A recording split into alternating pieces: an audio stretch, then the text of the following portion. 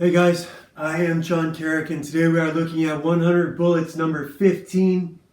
This is about Lewis Hughes and his daddy, Curtis, who he never met. It starts off in this bar where this guy Lonnie is literally sleeping on the bar, which is a big no-no in every bar I've ever been to. And the girls try and wake him up. They go around to try and get him up. And the one girl asks for help, and the other girl's like, I'm not helping you. That's exactly what he wants. I ain't going anywhere near him. Then he gets his hand slapped down on the bar in front of him. That's Curtis, who wakes him up. And Lonnie does not like it. And Lonnie lets go with a epithet. Lonnie calls him a nigger. Right to his face. Back in 2000, you could still do this and not get shot, apparently. But Lonnie's an old Jew, and so maybe he has the N-word pass. But yeah, that's what's going on. Curtis is kind of the, he's not kind of anything. Curtis is a mob collector, and he's there to collect a payment from this redheaded girl who does not have the money. And he threatens her, as they do, but he doesn't do anything. In the last book, a guy was a week late, and Gordy Petrovic cut his fingers off. So clearly Curtis is a light touch. And then we get these guys who are killed in a shootout. And this is about one of the guys who is watching. A innocent bystander named Lewis Hughes, hanging out with one of his friends. The cops are there. And Lewis tells his friend he'd see him later. Someplace called Shady's or Sandy's or Zippy's, some shit like that. And Lewis bails. Leaves the cops to themselves. And then he is flirting with some girls at a stoplight. And they're, going back and forth as you do in the hood when you're urban youth. And then Agent Graves steps right in front of Lewis's car and just climbs inside. Asks him if he's got his registration and insurance, at which point Lewis tells him to get fucked. What the fuck do you want? I ain't got shit for you. I ain't done nothing wrong. Back and forth goes on for a little bit. As we know, Agent Graves is recruiting for the Minutemen. And the test that he gives you is a briefcase with a gun and 100 traceable bullets. And he's telling Lewis that the briefcase he has for him also has the picture of the man who is his father, who he has never met, who lives in the same town, and does not know Lewis at all. And Lewis is, of course, a hood gangbanger, worthless piece of shit. Because, why go to school when you can just sell drugs? Here is the briefcase with the gun and the bullets and the pictures. And then Lewis has to go pick up his mom. And here would have been the perfect spot for one of these ads. And they did it right. I don't know if it was in the past or, let me see. See, this is not right, because this is right in the middle of the Agent Graves bit. Agent Graves is still in the car. There is one, though, that is right between two scenes, and I think it's coming up. So here's Lewis with his mom on this page right here, having a conversation with her. He picks her up from work. She wants to make sure he's a good boy, didn't do nothing, get a job. Well, I didn't wake up until noon. How am I going to get a job? She's not having it. He leaves her in a cloud of dust on the corner. How did Lewis get a car? I'm guessing that's his mom's car. Here we get an ad for the Sandman and for Constantine that is right between scenes with a character cut, no less. We cut from Lewis to his daddy, Curtis. And that's the way it should be done. Every ad should be just like that, between scenes.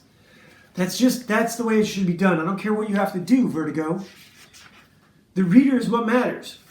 So here is Curtis talking with this guy who wants him to show up for a robbery. He needs him along for the ride because he's got a big muscle head carrying out the robbery, and he does not want him to get carried away and decide that he can take the score for himself. And so Curtis is going to have to show up. And here, I want to look at the cover again. Look at this cover. See, this art is good, but it's not foreshadowed, foreshortened. That gun should be bigger. It should be in your face more. The camera should be closer to the gun. The body could still be just as far away. That's what I really need to push my artwork toward. I had a friend of mine he offered to redraw some of my artwork. And I think some of that got lost, some of that camera push. So I need to focus on that. I need to find a way to do that and make it look right and make it look good so that other people aren't compelled to fix my artwork, because that is not good. That is not for the best. And next we get Lewis hanging out with a friend of his, and he tells him about this creepy old white guy who gave him a gun and a briefcase full of bullets and wants him to kill his father. And Curtis does not know what he thinks about that. His friend, his opinion is, what do you give a fuck? Why waste your time? You never met the guy. Don't bother it. Don't risk your life. Don't go to jail for someone you never met. You're being set up, etc., etc. Curtis, however, feels different.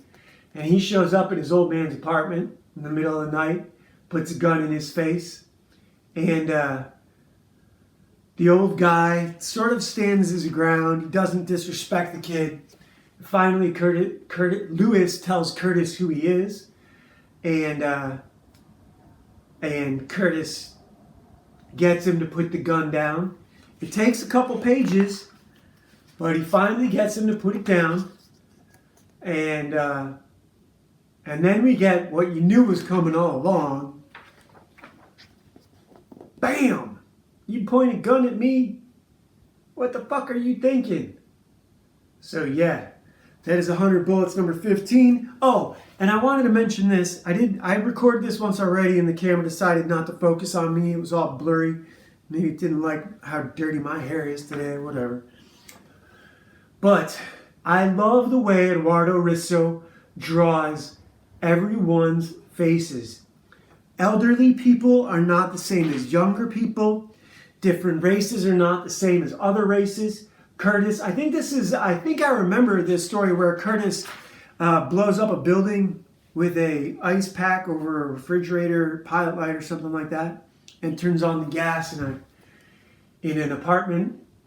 I think that was 100 Bullets, because I think that was this character. I remember that scene. I don't know what book it was from, but he is really good at differentiating. It's like he lived, like Eduardo Risso grew up in New York. He went to school with these people. He knew their parents. He knew what the older black folks looked like, what older white folks looked like, older Italian white folks, older Jewish white folks versus different white folks. He is a fucking amazing artist. I got to give it up for this guy. Whatever he's doing for his reference, he's just fucking awesome. He gets the facial expressions right. He gets the proportions right. Everything about this book is just fucking great. You don't need to do superheroes. What do you need to do superheroes for? It's everything you need. And this is low budget Netflix without being boring, without being dumb. This is everything Image wishes it was. This is everything every comic out there right now wishes it was. Why can't you be this? Why can't you do this? It's not easy. The writing is important. You got to take your time to learn what you're doing. You can't just throw anything up there and expect to hit. So this is Conflicted Deck 2, upside down. Yeah, the 3 of clubs, and this card says, what government after the collapse? What government would you start in your small area and why? Local, state, federal. I say local government is the only government you should have. You shouldn't even try state, city, or federal until everyone who served in the previous government is dead. You're going to have feudal war for a long time, and it's going to be feudal city-states that assert their power and dominance, and it's just going to be how it happens. It's going to have to shake itself out, if it happens at all. I put up my video on what I think about the coming race war. I'm in a situation where I don't care. I hope we get it and I hope we don't. Either way, I'm doing awesome. My life, I have every reason to be miserable right now.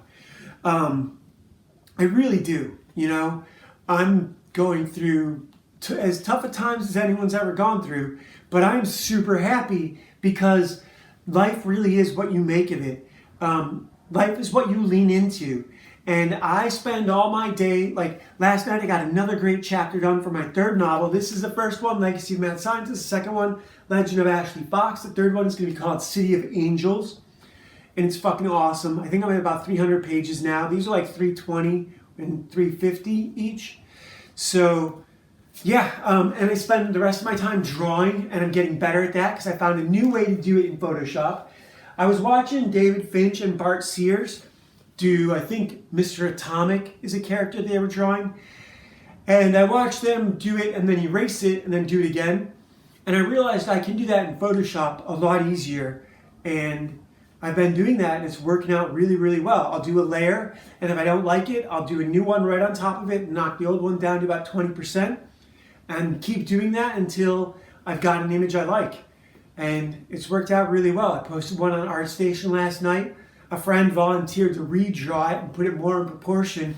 But that said, I was really trying to push the foreshortening, like to get the camera closer so the gun feels bigger but the body is still just as far away. That's what I really want to do in my work. And so this looks like it's a camera taken from across the room and zoomed in, so everything's very flat. It's not this. This is a lot, this hand's a lot closer to you. And it's got to be, it's bigger. It's bigger. Foreshortening is important. So, yeah, really, I couldn't be happier. And I've got a lot to complain about if anybody does. So, yeah, Legacy of a Mad Scientist, Legend of Ashley Fox on Amazon, Smashwords. Links to audiobooks right here at the end of the video. And links to all this stuff in the description. This comic book PDF. Our story is out there. Please check it out. Bunch of other links.